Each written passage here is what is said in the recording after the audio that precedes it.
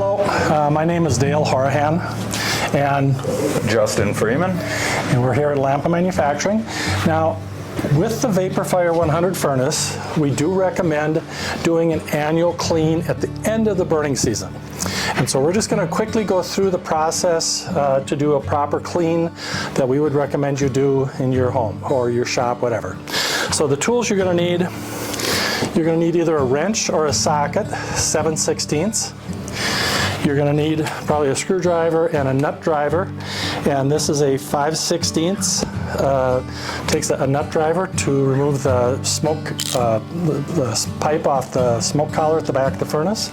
It's always nice to have some paper towels. And finally, you're going to want an old shop vac. Now, this one uses the paper bag. And it's important that you use a paper bag because what we're vacuuming up is going to be like talcum powder. And if you don't have the paper bag, you're probably going to get some of that dust into your house. So it's important to use a vacuum with a paper bag. So there's really three areas we want to focus on. One is going to be back here at the chimney stovepipe in the back of the furnace. The second part, we'll take this front cover off and we'll clean out the upper heat exchanger. And the third part is we want to clean out the firebox/ash pan. So the first thing you're going to do is you're going to take the screws that hold the stovepipe into the smoke collar. You're going to move that out of the way. Now notice there's some ash and some debris right there that has just developed over the course of the year, not a lot. You're going to vacuum that up. Now you'll notice that is not creosote, that's just fly ash and a little carbon. And then you want to reach inside the smoke collar, both on the left and on the right. And there again, there might be some fly ash in there and a little carbon. This is not creosote, this is just normal fly ash. It's not combustible, but you want to clean that out. Now when you're done cleaning the stovepipe in the back, leave the stovepipe off. If you want for summer, you can stuff some paper insulation in there just to keep bugs and stuff from getting into your basement. But leave that off for equalization of temperature. Next, we're going to clean the upper heat exchanger. So Justin will remove this upper cover. And then you'll notice this is an older furnace. It has 12 bolts around here. The newer ones, I believe, have only 6.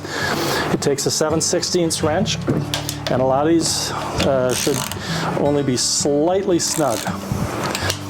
And we're going to go ahead and take all those off. So once the bolts are out, you just remove the cover, and this is your clean out for the heat exchanger. Now, if you can look up in there, you'll see there's angled heat tubes.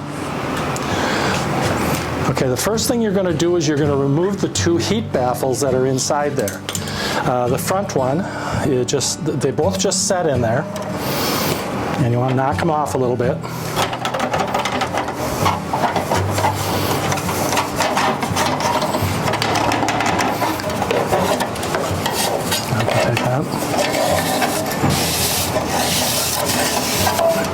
That's the front one. Now normally you would have a second heat baffle in the back of the heat exchange chamber, angled. It'd be up against the heat tubes. But this one we don't have that because we have a very short chimney and we don't want to restrict the draft. Okay, so now that we have the front cover off and have the heat baffles out, now you can see there's that fly ash in there again, which is kind of like grayish white talcum powder. We want to get that all vacuumed out of there. And again, this is from a year's use, so we just do this once a year. Yeah. So before you vacuum, if you have any crusty material stuck on those angled heat tubes, you take this scraper here and you reach in here and you scrape it off. Now, our furnace doesn't have anything on it. Ours are perfectly clean, but if you get some crusty carbon buildup, just scrape it off, and that's just going to make the furnace more efficient. Then once that's done, then you can go ahead and vacuum out any of that fly ash.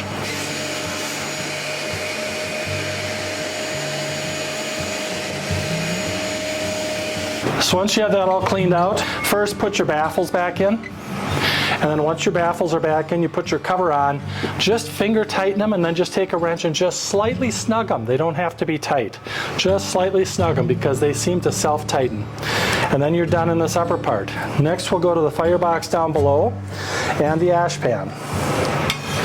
So you're going to start with your scraper And you're going to pull all the ashes towards the front and through the ash grate.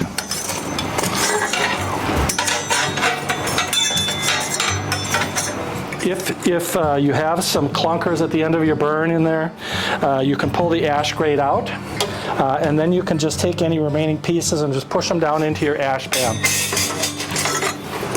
And next, what you want to do is you want to vacuum out your firebox. Important, do not vacuum the ceiling. Very important, do not vacuum the ceiling. But vacuum anything on the floors, on the fire brick. And then also very important is reach in.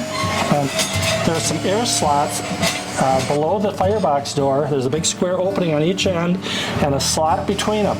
Vacuum any ash that might be in those areas. That's important. And then just vacuum the rest, and that takes care of the firebox portion. Okay, now before you forget it, go ahead and push your ash grate back in. Make sure the slots run front to back, not sideways.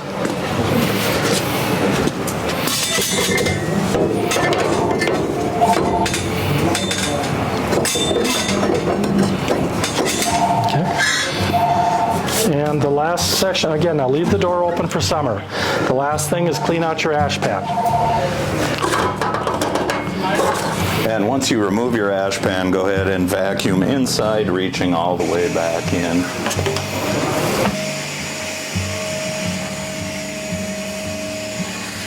All right, and then you'll take a damp cloth and go ahead and just wipe any remaining ash that is on the surface of your furnace. And once you have that step complete, don't forget to leave your doors open, the ash pan and firebox, and also leave your chimney disconnected. That way it allows the temperature to stabilize and not allow for any condensation to build up. And once all that's complete, go ahead and reinstall your front cover. And you will be all prepared for the next season with your Kuuma Vapor-Fire 100.